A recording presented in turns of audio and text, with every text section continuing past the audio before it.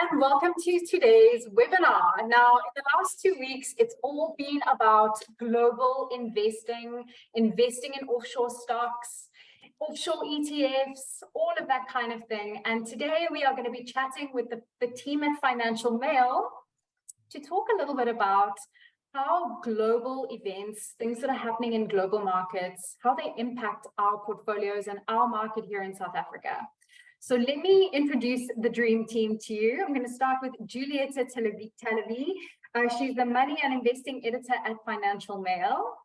And we've also got Mark Hassenfuss, who's the editor, writer, and columnist for Investors Monthly. Welcome, guys. Thanks, Chloe. Nice to be here. We're just missing one from the awesome trio, and that is the fabulous Rod Rose, who's the editor of Financial Mail. We're going to hope that he joins us soon and he can jump in on the conversation when he does. I mean, this is typical, we must say. It's not just you who battled to get hold of him, it's the rest of the Financial Mail team. So don't take it personally, okay? I won't. Okay, so let's talk about kind of what's been going on in the world, because I think this year a lot has happened. I mean, we've got the war in Russia and Ukraine and sort of how that could impact the energy sector. What's going on in China, the US dollar, there's inflation, there's a whole lot of different things that have happened. And I wonder if we can kind of just maybe start with one of those topics and discuss how that might have an impact on my portfolio as an investor.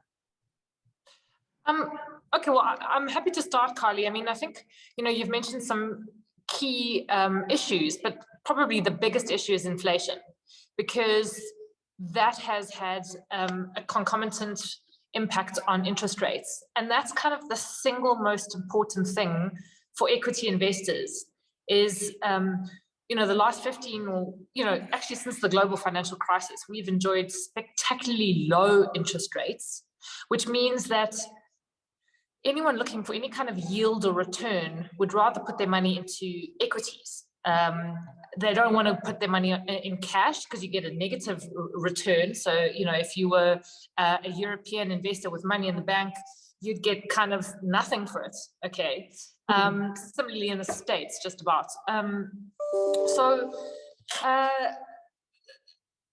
That big switch has happened since the end of the pandemic, really, or since last year. Basically, inflation started rising in all major economies, and so central banks around the world have had to respond to this by raising interest rates to try and contain inflation, and that kind of has this great sucking effect. It takes money out of the equity markets because people will put money into bonds or just anything with an income with a yield or in the bank because they can get a better interest rate and it's kind of risk free. So that's why you would have looked at your portfolio and thought, wow, I mean, these are good companies I'm invested in. What on earth has gone on? So partly I think maybe the share prices of these great companies were overinflated as a result of incredibly low interest rates. It doesn't mean that they're not still great companies, but they might have just become too expensive. But this is why most of us have seen huge sort of shifts in our stock market portfolios, and I think the kind of the big move to higher interest rates is really central to that all. I'm definitely seeing that in my portfolio, I have to say. Sometimes I just choose not to log in for a few days because it's too depressing. So it's actually quite comforting knowing that there is, a particular reason for that, and that it's not necessarily going to last forever, right? The pendulum has to swing another way. You hope. Mark, do you have anything to add to that? Yeah, look, I mean, I must say in South Africa, our interest rates are higher than they are overseas. So I think our market is down maybe, 10% this year so far. You're going to get 6-7% in a bank. That's pretty good. For invested overseas, if you invested in some of the big stocks, some of the big tech stocks, you'd be very unhappy. The 6, 7, 8% you could have got if you put invested your money smartly in a money market account would look very good. So it is a nice little. I haven't seen this for a while. I remember back in the days when I started in journalism, that's a long time ago. even for investors, people would say cash is king because the markets were terrible. I think in the mid 80s, going to the late 80s, it was good to hold cash, and it did quite well for you. In fact, into the 90s, we had some very huge interest rate increases. So this is something we haven't seen for a long time. It's different. But like everything, you just got to manage your way through it. There'll be a time when you will want to switch back into equities. Some, as Julieta alluded to, some great companies getting a bit smashed. They remain great companies. You just got to time your purchase of those companies. So you've got to follow them, and there'll be a time when you can get back into them at a very good price, and you'll make good money if you can get that timing right, which is not always that easy, unfortunately. I see Rob has just joined us. Welcome, Rob. How are you doing? Sorry, it was a bit of a technology nightmare. I didn't realize that the Western Cape rural areas were so remote, but hey, sorry I was late. No, that's cool. We were just talking about inflation and you know how that's had a real impact on the equity market, and kind of something I want to pick up with what Mark's just said is around tech stocks. You know, tech stocks have really taken a beating, and I'm just wondering if, you know, is that, you know, should we stay away from tech stocks right now, or is this actually an opportunity to invest in sort of a discounted rate on some really good companies that we believe in the fundamentals of? Carly, from my side, I think that there are some good tech stocks that are still good value now because the entire sector has been beaten down. But I do think that the tech stocks that are still carrying either a lot of debt or are still cash flow negative in a big way, and the timeline for profitability is too far out, then I think those ones are the ones that perhaps are going to suffer in a high inflation environment where they're going to have to pay back debt at high levels than they would have before. But there are some good tech stocks that still, I think that now is a good time to buy, provided they're more mature companies and are less leveraged. Right. I mean, if I can jump in here, one of the things that you're seeing taking place among tech stocks is job cuts. And you guys know the finance ghosts. He's an easy equities user. He's a writer for the Financial Mail, and he talks about how the fact that they are starting to cut jobs and actually focus on their costs is a really good sign that they basically got carried away in the last decade. You know, they added sort of ridiculous amounts of jobs. You were investing into the future. You didn't really maybe focus as much as they should have on their costs, on cash coming into the business. And the fact that they are starting to exert some discipline in that regard is actually a positive sign. And it means that, you know, that they might be more concerned about shareholder returns than they have been for the last at least the last 5 years. And so, you know, to see Meta cuts 13% of its workforce, I mean, it's terrible for anyone who works there. But as a shareholder or a prospective shareholder, you should look at that and think, okay, that's a better sign for me than maybe what they were doing 2 years ago. They're taking some corrective action there to kind of provide a bit more stability, maybe. One of the biggest things that I think has happened this year is the conflict between Russia and Ukraine. That's kind of shaken things up quite a bit. What kind of impact has that alone had on the markets? I mean, we saw some big impact there. Well, I think for one thing, just off the cuff, it's kind of resuscitated our coal industry, that's for sure. Some companies got a new lease on life. A little junior coal exploration company is suddenly the interest of the market again, which is they've been left languishing. I mean, that's just one quick spin-off from the war, but I mean, it also does introduce uncertainty. You know, people follow the headlines, and there's so many headlines, we're not sure which is fake, which is not. So it's difficult to make a confident assessment, but it does overall introduce jitters, I think, into the market. But in terms of the energy prices and what's happened with the energy in Europe, that's an interesting dynamic, and something that if you're a smart investor, you could probably make a nice little turn on that in the short to medium term. I mean, Carly, I think you look at Thungela, for example. Thungela is up what, 230% or probably 200% this year. I mean, that's a direct consequence of coal prices and energy insecurity. And that's entirely because of the Ukraine war. And I think that it hasn't had the impact on gold that many thought it would, but I certainly think the gold price has recently recovered a bit. And I think that there's more to come there. So I do think that the war is still going to linger. There's no ways that that conflict is being resolved quickly, and that'll have implications for the commodities companies. I think there's still a lot of room for those guys to grow. I mean, Tungela actually paid a dividend that was larger than its share price at one stage. At one stage, the share price was, I think, went down to 18 Rand. I mean, their dividend bigger than their share price was. It's incredible. I've just turned around. So. Now I've got FOMO. Don't worry, join the club.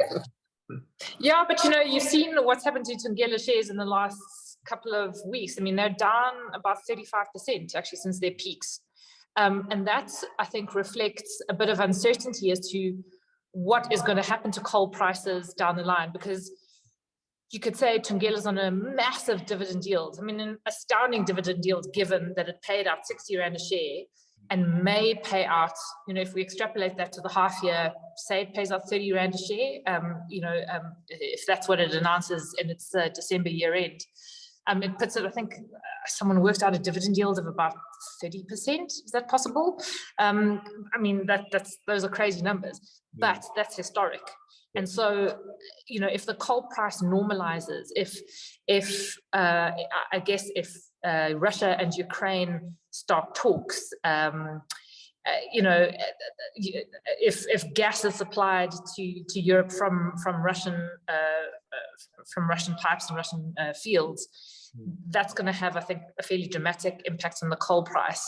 So that's the big unknown now for people wanting to buy Tungela shares or people invested in Tungela shares. And I think you guys have a huge, I mean, we said regularly on your user stats that you send us, Tungela is sort of one of the top traded shares for easy equity users. Yeah. I still think there's a lot of room for it to grow. I think the dividend is, you know, you're going to get that dividend for a while. You talk about these things that could happen, Julieta, but I don't think it's going to go down for a while. I think there's lots of room for the dividends to keep being paid out.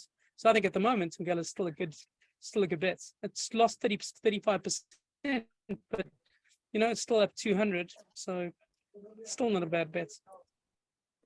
And what about, so we're chatting, obviously Tungela is a local listed company, but what about more international companies in the energy sector? Are those places we should be looking as well?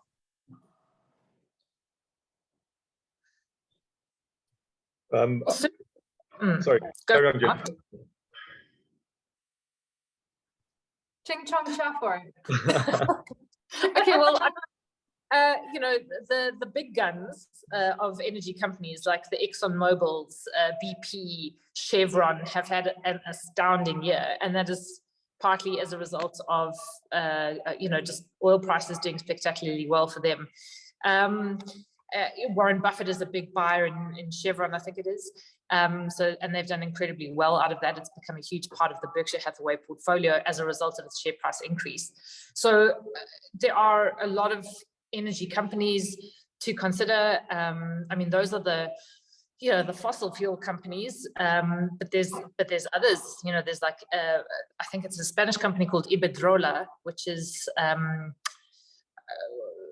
involved in renewable and green energies, and it's a very interesting prospect. You know, these are the companies that are going to be at the forefront of green energy development.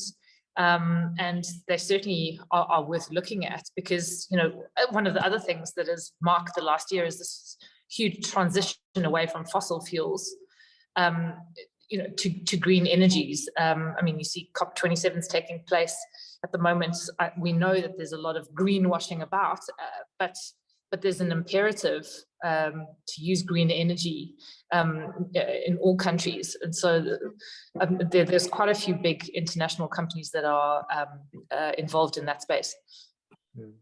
I'm quite fascinated. We've got a local company, well, it's not local, I think Julieta knows it as well, Montauk Renewables, which is quite a very interesting company in the renewable space. It really gets gas and electricity from landfill sites all in America. and now they're using farms as well for the manure, etc., and doing quite well. I see the share prices come off a hell of a lot. I did try and listen to the webinar today. I don't fully understand everything with the RINs, and it's a very technical company, but it's obviously in the right place. And with the share price coming off, also one to look at. It's getting big. I think it's the second biggest in America now in terms of that renewable space in the landfill sites. So that's quite a nice sort of bit of a local route to look at. Mark, you would certainly buy it over HCI, right? No comment. Oh, you like HCI, but I mean, Montauk and it had a massive run. Was it about 2 years ago? Yeah. And I think it's well positioned for the renewable surge at the moment. It's a huge pronouncement on our market, because it was, when it was part of HCI, it was given nothing, no value whatsoever. Then it unbundled and listed and was taken down to 2 and was basically being given away. And now it's, I'm speaking of the correction, but last time I looked, it was considerably bigger than HCI. And Mr. Copeland and others, their fortune lies in Montauk, not in HCI anymore. It's incredible. Because would you rather bet on ETV or renewable energy? I think it's a fairly clear binary. No, I must be honest, I'd still bet good on ETV. Like the yield, with me, I'm conservative and old-fashioned. I'm loving this healthy debates that we're having. One of the things that I've been reading about quite a bit in the last couple of days is there's been quite a lot of movement happening in the crypto space. Just wondering if any of these kind of global events, global things that are happening, how does that impact crypto, if at all? Well, crypto's had a couple of rough days, especially, and it's down massively. I think at this point, you're betting on, you either believe that cryptos, the Bitcoin specifically, is going to recover, and the cryptos will recover, or they're going to die from here. So if your view is the first one, then it's a good buying opportunity. But I think that it's unclear. Mark, you've never liked crypto. No, I mean, I was actually going to ask Carly, if I do mess around with crypto, it's normally with the Easy Equities token, the EC10 one. And I go in and out very quickly. Unfortunately, never really make any money. So I'm in slightly at this point, just because I see it's 44 Rand or something. I just like to know, I mean, what is the volume? Do you know what the volumes are like? Has it dropped off or picked up with what's happening with the crypto prices? I don't know offhand, but it still remains extremely popular. So I think a lot of people see opportunity when the price does drop to get in, and when things happen in the market, then we see a lot of movement. But I wouldn't know those numbers offhand, but it's still one of the most popular sort of instruments on our platform. And like you, Mark, I'm actually not a huge crypto fan, but I do hold about 3% of my portfolio in the EC10, just because I think it's good to have a little bit of a high risk little something in there. And for me, that's crypto. I feel a lot safer that I have, a bit of diversification and that it's held all safely. But yeah, I'm a bit of a skeptic like yourself. Yeah, I don't think I've ever bought it on anything but a whim, to be honest. I'll be openly admit that. Don't understand anything. Just it drops, I buy, and then I try and sell it before it goes up. And that's only to please my kids. I mean, the problem is you've got one of the world's biggest crypto exchanges, which is now in a liquidity crunch. So that's FTX. Yeah. And they, the talk was yesterday that Binance, which is, I suppose, kind of a rival exchange, was looking to buy them, but they did a due diligence, an overnight due diligence, and walked away. According to FT and various news reports, FTX has a liquidity gap of about $8 billion because everyone's now pulling, it's like a run on a bank. Everyone kind of pulls, panic, tries to pull their assets or pull their money from this particular exchange.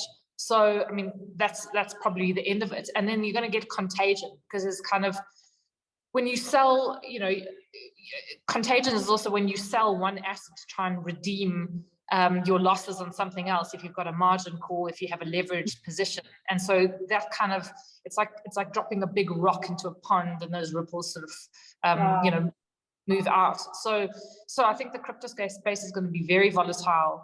It's going to bring out all the naysayers again.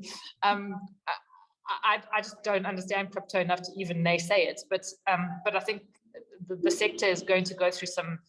It's going to go through some very testing days. I mean, I'm quite fascinated because guys like Christopher Seabrook at Savvis, they've taken literally a small punt on a crypto platform. The name escapes me at the moment. I just can't think of it. But in their accounts, they don't put any value on it. It's written down. It's not written down. It's just not valued. It's given no value at all. And I've looked at the platform. It's obviously quite vibrant, and it definitely does trading. So it's got to be worth something. But they, what's happened with FTX and Binance, that may be a good idea not to put any value on it. Maybe just look for the future, things settle down. But it's people like Christopher Seabrook, who I respect. He's got that in his portfolio. It's not big, but it's there. So you've got to kind of look at these things quite seriously. A guy like Christopher Seabrook's looking at it. But if it starts to go up again, there'll be people in 3 months who said it was an obvious buy and everyone should have done it, and then we'll have 1,000 people trying to crowd into it. Yeah. So now it's, if you still believe in crypto, now is the time to do it. Not in 4 months when it has another surge, because that's typically what happens. It has a Rob, I saw yesterday quite a well-known market commentator saying boldly on Twitter, the time is now to buy crypto.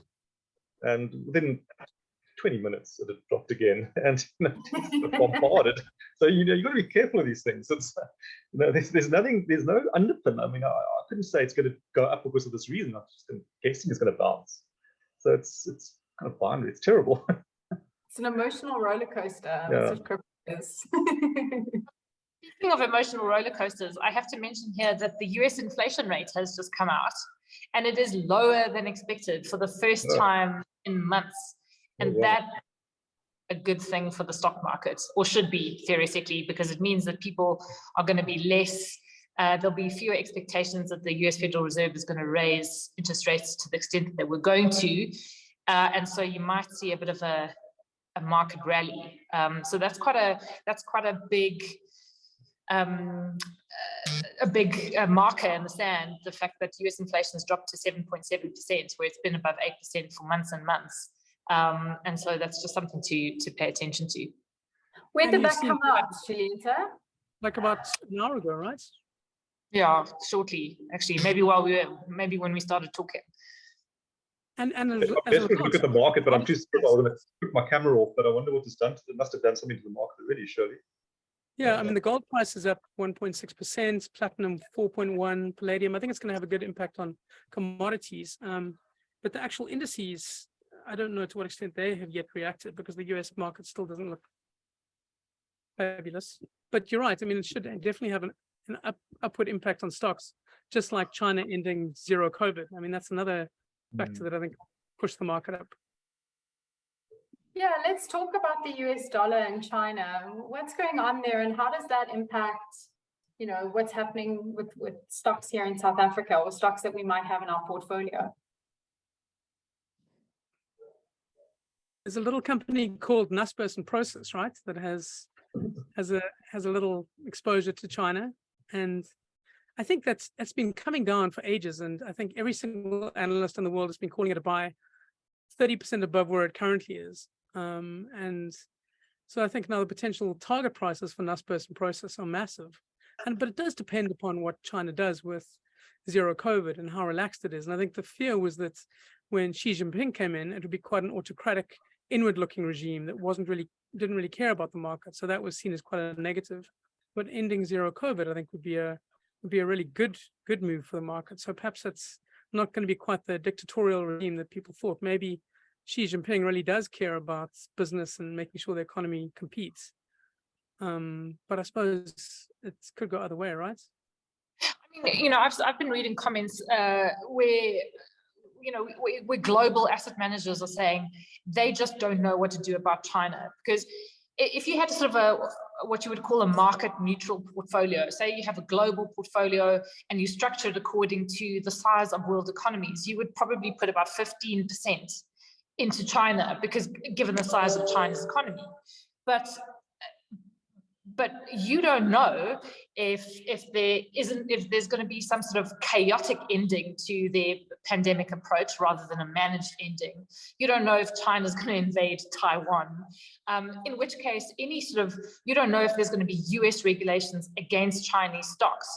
And if any of those things happened, you'd probably find that people would actually write down their Chinese portfolios kind of to nothing, or they would just walk away, they would sell out, they would just try and get the hell out of there. So that's the big uncertainty, is what is China going to do under Xi, who is now, the most powerful ruler since Mao Zedong? Is he going to be, as Rob said, very inwardly focused, or is he going to maybe step back from some of the incredibly strict approaches they've taken to sort of China's social fabric and social structures in the last couple of years, and be a little bit more outward looking? And it's just a massive unknown. So to some extent, it's a bet at this point. Right, guys, I think that's kind of sums everything up. I wanted to ask you each, like, if you had one stock that you would invest in now, either local or international, where would you put your money? All things considered. Can others go first? Okay. I like ABSA. I think that it's undervalued amongst the banks. I think it has risen 30% already this year. And I think it's on a bit of a recovery bent after a really bad decade. I like ABSA. I think Remgro is really positive as well, given what it's pivoted into some new technologies and unlisted shares. And I think Remgro is going to definitely gain pace over the next while. So I think those two are my top two. But of those two, Carly, if you tell me I can only do one, then I'm going to go for ABSA. Okay, that's interesting. Like to hear that. Anyone else? Can I go for two as well then? Rob had two. Surely I can have. Okay, so we'll make it fair. Right. The one that I'd definitely commit to without a doubt is Distill. It sounds like a dead duck because it's a buyout and you're going to make R6 or so on the current price. But the trick there is to buy the shares, sell the main part of Distill to Heineken, and keep the whiskey assets. Will not regret doing that. I can honestly say that those whiskey assets are worth a lot more than the 15 Rand inferred, and over the years they're going to be worth even more. And big dividends, I'd be happy to hold Distill. And my other one would be Roynet, not Renet, Roynet, the electronics cabling company. I think they're going to surprise people with their upcoming results. They've done very well in the solar space, and I think on the tech space as well. Watch for some corporate action. Could be very interesting. Mark, are you just really investing in the things you love? Are you a whiskey fan? Yeah, I admit I am, yes. I don't know that those kind of whiskeys I have, like say once, to be honest. It counts. You know, I'm a journalist drink, and hence that's the justification for the portfolio. I like it. I think I would invest in LVMH. I think the high inflation, high interest rates, whatever happens, there's an awful lot of very, very rich people in the world. And then there's an incredible amount of aspirational buying. I mean, if you could get your hands on a Louis Vuitton tote bag, you would, right, Carly? I mean, I know I would. Totally.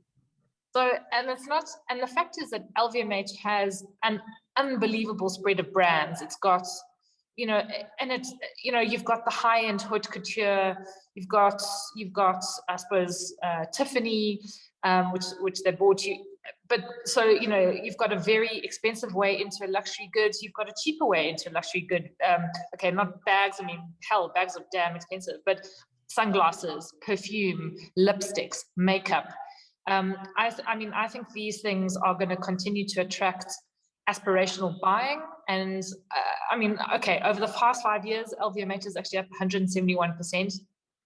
Over the past year, it's down 3%. It's not quite as badly off as Richemont, and you could maybe argue that it's more expensive as a result. It trades on a PE of about 25 times, which isn't cheap, but I just think these companies they have extraordinary brand power, And so, you know, if you were asking me for like a European stock to buy, I think I would look at an LVMH. Locally, I don't know. I think I would actually put a bit of my money into longer dated South African bonds. And I know that sounds incredibly, I know, you know, Rob and Mark are the adventurous ones. I'm so conservative. Actually, I want a little bit of income, but I would like to guarantee a little bit of income and maybe use some of that to then funnel that into offshore stocks or even local stocks. But I'd like to know that I'm getting a return of 10 to 11%. And I think that's very fair in a market that is still very uncertain. I'm loving all the different perspectives, guys. And thank you so much for being with us today and sharing your thoughts. It's going to be very interesting to see how the end of this year wraps up. And as we go into a new year, what that brings for us, because it always brings changes all the time. Thanks for joining us. Thanks a lot. Pleasure.